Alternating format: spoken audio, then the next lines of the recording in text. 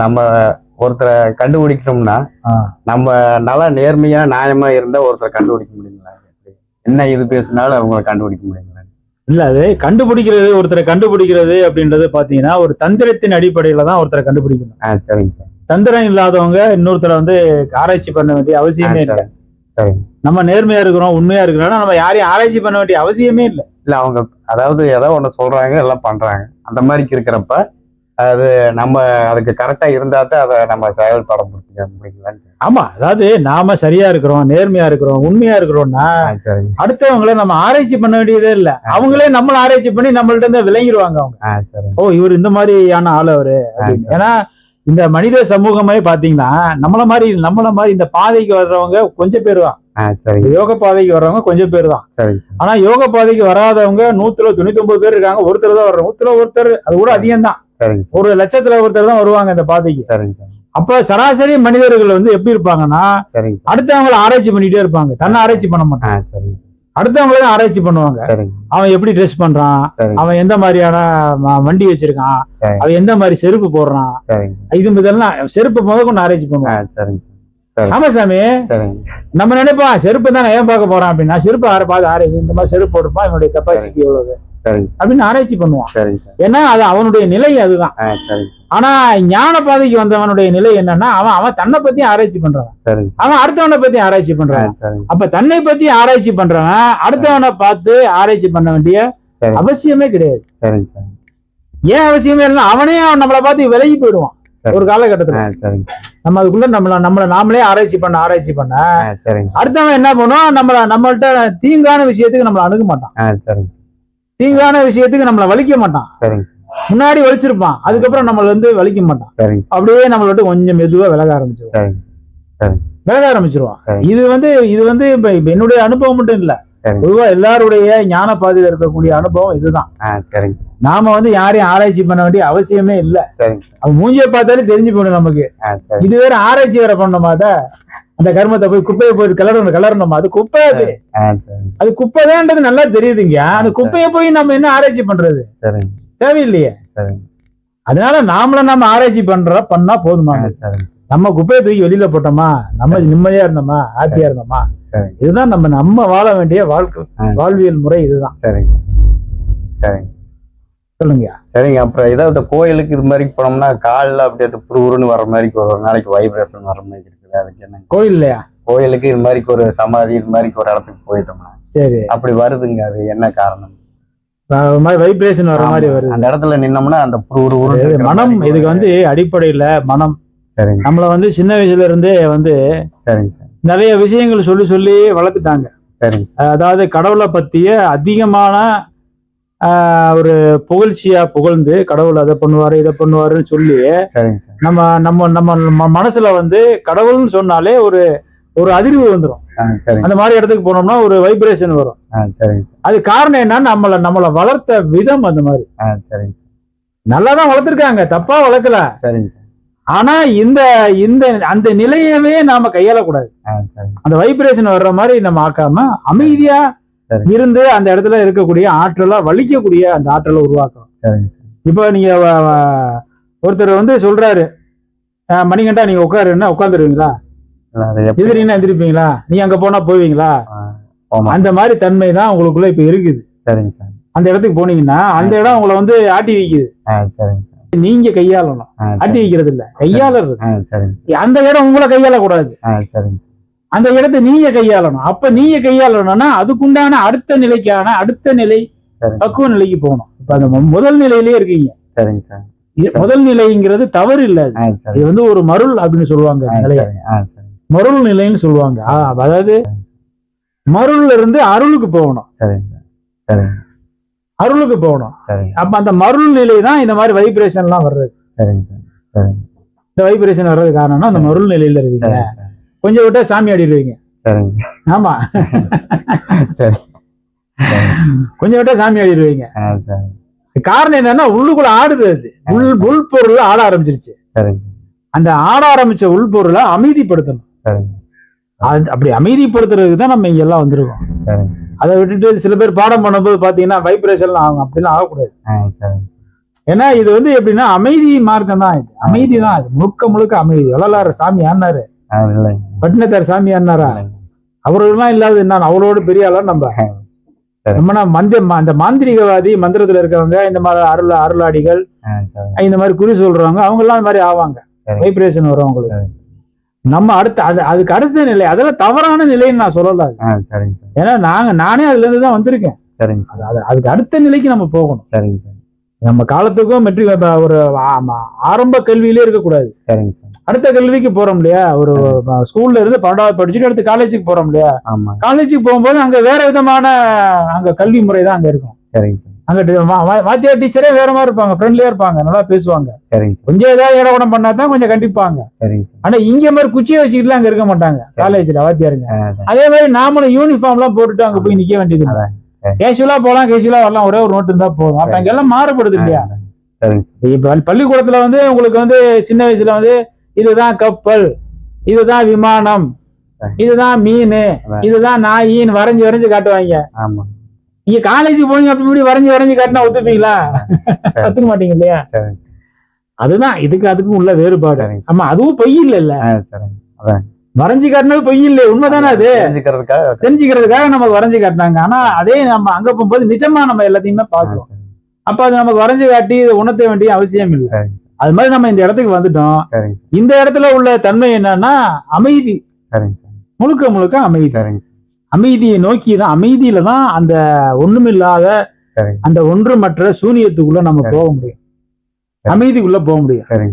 அதனால வந்து நம்ம அந்த மாதிரியான ஒரு மனோபாவத்தை வளர்த்துக்கணும்.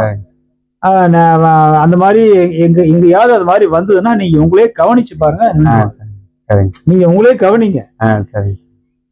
உங்களை இங்க கவனிச்சு நான் இது பண்றேன்னு கவனிச்சீங்கன்னா நின்றும். அது நின்றுடுச்சுன்னா அதுக்கப்புறம் அந்த இடத்துல இருக்கக்கூடிய ஆற்றல் நீங்க வலிக்கணும். ஆனா அந்த ஆற்றலுக்கு நீங்க அடிமையா போயிடுறீங்க. அப்படி போக கூடாது. இதுதான் இதுக்குள்ள வேறுபாடு. சரணாகதி தத்துவம் என்ன? சரணாகதி தான் இருக்கிறதுலே ரொம்ப ஹையஸ்டான தத்துவ நிலை அது.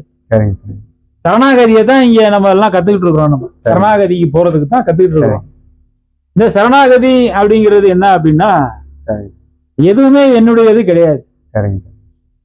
எதுவுமே என்னதுன்னு இங்க எதுவுமே இல்லை, எல்லாமே உன்னதுதான். அப்ப உன்னதுன்னு எல்லாமே இங்க உன்னதுன்னு ஆனதுக்கு அப்புறம் நான் மட்டும் என்ன வேற ஆளா? நானும் உன்னதுதான் அப்படின்னு ஆயிடுறது. அதாவது வார்த்தையால பேசுறது இல்ல, இது அப்படியே ஆயிடுறது. அப்படி ஆகுறதுதான் சரணாகதி. இந்த சரணாகதிய வந்து இப்ப கர்ணன் இருக்காரு இல்லையா, மாவீரன் கர்ணன், மகாபாரதத்துல கொடைவள்ளல் கர்ணன், ரெண்டு விதமா சொல்லலாம். மாவீரனும் அவன் தான், கொடைவள்ளலும் அவன் தான். அவன் ஏன் கொடைவள்ளல் ஆனான்? என்ன காரணம்? அவன் ஏன் கொடைவள்ளல்னா, அவன் குழந்தையா இருக்கும் போதே அந்த ஆச்சாரியன் அவருக்கு பேர் வைக்கும் போது அவன் இப்படி கையை காட்டினவனே தன்னுடைய கழுத்துல இருக்கிற ஆபரணத்தை காட்டி அந்த ஆச்சாரியன் கிட்ட கொடுக்குறாரு. அவர் ஏதோ கேட்கிறாருனோ உடனே கழட்டு கொடுக்குறாரு. அப்ப இவன் கொடைவள்ளல், இவனுக்கு பேர் கர்ணன் அப்படின்னு சொல்லி பேர் வைக்கிறாரு. அவன் அப்படியே வளர்றான், எதை கேட்டாலும் கொடுத்துக்கிட்டே இருக்கிறான். எதை கேட்டாலும் கொடுத்து கொடுத்து கொடுத்து கொடுத்து கொடுத்து கடைசியில வந்து இறுதி கட்டத்துக்கு வந்துடுறான். அவனை வந்து இந்த தேர்ல வச்சு தேரை கீழே விழுக்காட்டி அவன் தேரை தூக்கும் போது, சக்கரத்தை தேரை தூக்கும் போது இப்ப அடிதான் அவனை, அப்பதான் அவனை அடிக்க முடியும்னு சொல்லி கண்ணன் வந்து ஐடியா கொடுத்து அர்ஜுனன் வந்து அடிக்கான். அடிச்சு அம்பு வந்து உடம்பெல்லாம் பாஞ்சிருது, மரண நிலைக்கு போயிடுறான், மரண தருவாயில இருக்கிறான். இன்னும் கொஞ்ச நேரம் இப்பவோ அப்பவோ இழுத்துட்டு இருக்குது அவனுக்கு. அந்த நேரத்துல கண்ணன் என்ன பண்றான், ஒரு வேதியனுடைய வேடத்துல போய், சினிமாவில நம்ம பார்த்ததுதான் இருந்தாலும் நம்ம இதில் நினைவுபடுத்துறதுக்காக திருப்பி திருப்பி, ஏன்னா இந்த கதையெல்லாம் வந்து போர் அடிக்கிற கதை கிடையாது, அழிகிற கதையும் கிடையாது. இந்த கதைக்குள்ள இருக்கக்கூடிய சத்தியம் என்ன, இந்த கதைக்குள்ள இருக்கக்கூடிய சூட்சமம் என்ன, உண்மை என்னன்றதான் அடுத்தடுத்து வர்றவங்க சொல்லிக்கிட்டே இருப்பாங்க. அந்த வகையில தான் நம்மளும் சொல்றோம். அப்ப அந்த இடத்துல வந்து அந்த உயிர் போற தருணத்துல வேதியனுடைய வேடத்துல கடவுளே வர்றான். யாரு? கண்ணன் வர்றான். அதாவது அவனை கடவுளை நம்ம பார்க்கணும். கடவுளே வந்து ஐயோ கண்ணா நீ இப்படி ஆயிட்டியே, நான் உங்ககிட்ட ஏதாவது யாசகம் கேட்டு வாங்கிட்டு போலான்னு நினைச்சு வந்தனே, இப்ப பார்த்து நீ சாக பொழைக்க கிடக்குறியே, ஐயோ பாவம் நான் உங்ககிட்ட என்னத்தை வாங்குறது அப்படின்னு கேட்கிறான்.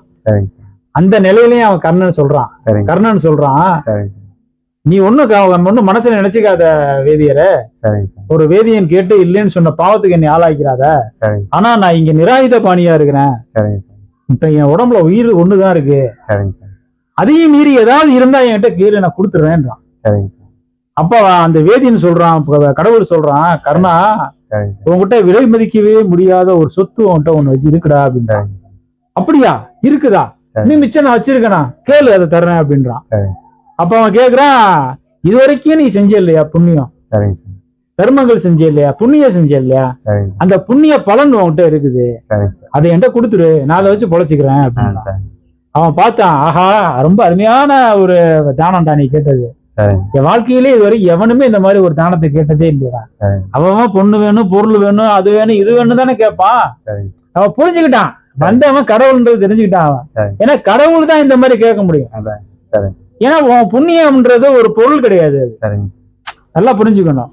ஒரு தங்கத்தை கொடுத்தீங்கன்னா அந்த தங்கத்தை எடுத்துட்டு போய் அடமானம் வச்சு, மார்வாடிகள் அடமானம் வச்சு ஏதாவது ஒரு செலவுக்கு வச்சுக்கலாம், இல்ல பேங்க்ல கொண்டு போய் அடமானம் வைக்கலாம்.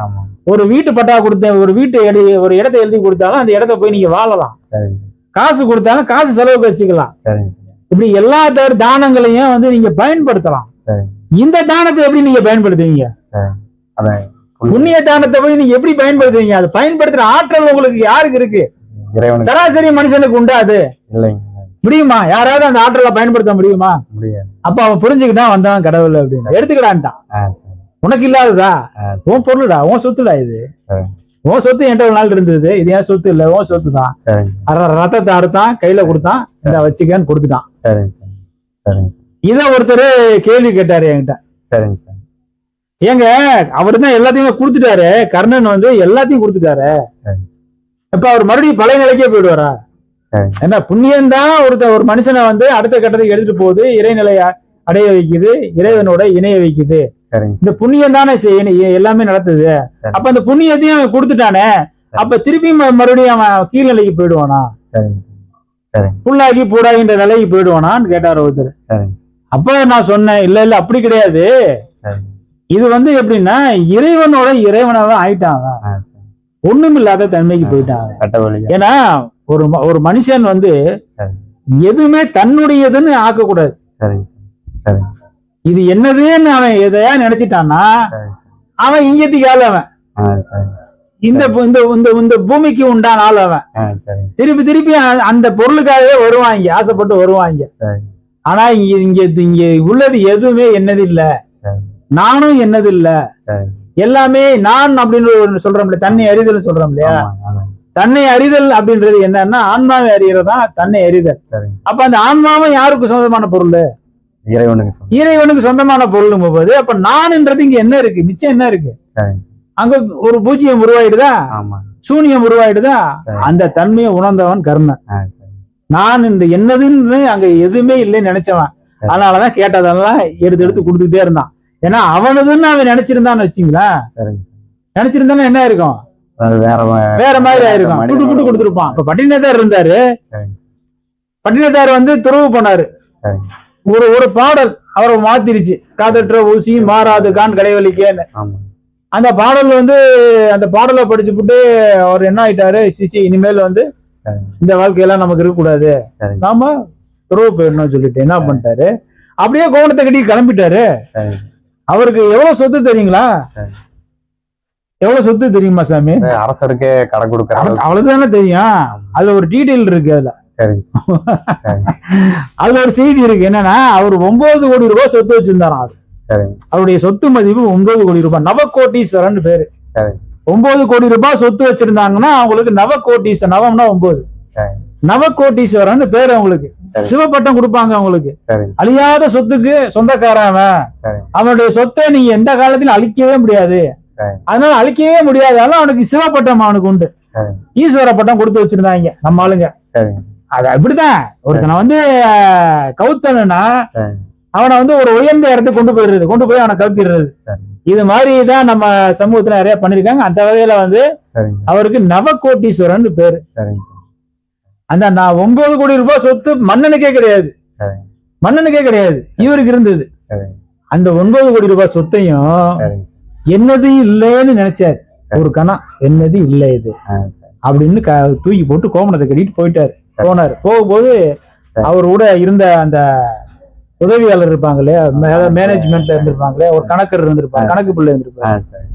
அவர் கேட்டாரு, இது சொத்தெல்லாம் நான் என்னங்க பண்றது, என்ன செய்யணும்னு சொல்லுங்க, நான் அதையா செய்யறேன் சொல்லி அவர் கேட்டிருக்காரு. நான் யாரையும் அதை சொல்றதுக்கு, அது என்னதான் இருந்தாலும் நான் சொல்றதுக்கு அது எதுவுமே என்னது இல்லையே. இப்ப நான் ஒரு இதை எடுத்து இருந்தா நீங்க வச்சுக்கன்னா அது என்னதாயிடும். அது புரியுதுங்களா? இப்ப என்ன இந்த பொருள் எடுத்திருந்தா அந்த பொருள் நீங்க வச்சுங்க சாமி, நீங்க யூஸ் பண்ணீங்க அப்படி நான் என் கையில கொடுத்தேன்னா அது என்னதாயிடும், அப்படியே விட்டுட்டு போயிட்டா யாரா எடுத்துங்க. யாரு எடுத்தா எனக்கு என்ன, என்னோட பொருளே கிடையாது, என்னுடைய பொருளே அது இல்லைங்க போது அது ரோட்ல போட்டு பொருள் அவ்வளவுதான் முடிஞ்சு போச்சு. அது அதான் அதனால அது என்னது இல்ல, அப்படி என்னது இல்லைன்னு நினைச்சான் கர்ண, எதுவுமே என்னது இல்லைன்னு நினைச்சான். அப்படி நினைக்கிறது தான் சரணாகதி. புரியுதுங்களா? அதுதான் சரணாகதி. என்னதுன்னு எதுனா நினைச்சிட்டீங்கன்னா சும்மா வாயில சொல்றது இல்ல சரணாகதி, எப்போ நடைமுறையில இருக்கு. ஆமா, வாயில சொல்றது இல்ல சரணாகதி, அது வாழ்வியல் முறை. அது வாழ்க்கையிலே எதுவுமே என்னது இல்ல அப்படின்னு ஆகுறதுதான் சரணாகதி. இதைத்தான் கர்ணனும் பண்ணுனா, நம்ம பட்டினத்தாரும் பண்ணினாரு. நிறைய பாடல்கள்லையும் இதை பத்தி பேசியிருக்காங்க. கண்ணதாசன் கடைசியா எழுதின பாட்டுல இதத்தான் சொல்லிட்டு போனாரு. காதல் கொண்டேன், கனவினை வளர்த்தேன், கண்மணி உனை நான் கருத்தினில் நிறைத்தேன், உனக்கே உயிரானேன், என்னாலும் என்னை நீ மறவாதே, நீ இல்லாமல் எது நிம்மதி, நீதானே என் சன்னதினா. புரியுதுங்களா? காதல் கொண்டேன், கனவினை வளர்த்தேன், கண்மணி உனை நான் கருத்தினில் நிறைத்தேன், உனக்கே உயிரானேன், என்னாலும் என்னை நீ மறவாதே, நீ இல்லாமல் எது நிம்மதி, நீதானே என் சன்னதின்னு முடிச்சான். கடைசி வார்த்தை. ஆமா, இதுதான் சரணாகதி. எல்லாமே நீதான், எனக்கு நீங்க எதுவுமே இல்ல அப்படின்னு ஆவறதுதான் சரணாகதி. சாமி, எனக்கு தெரிஞ்ச சரணாகதி இவ்வளவுதான் சாமி.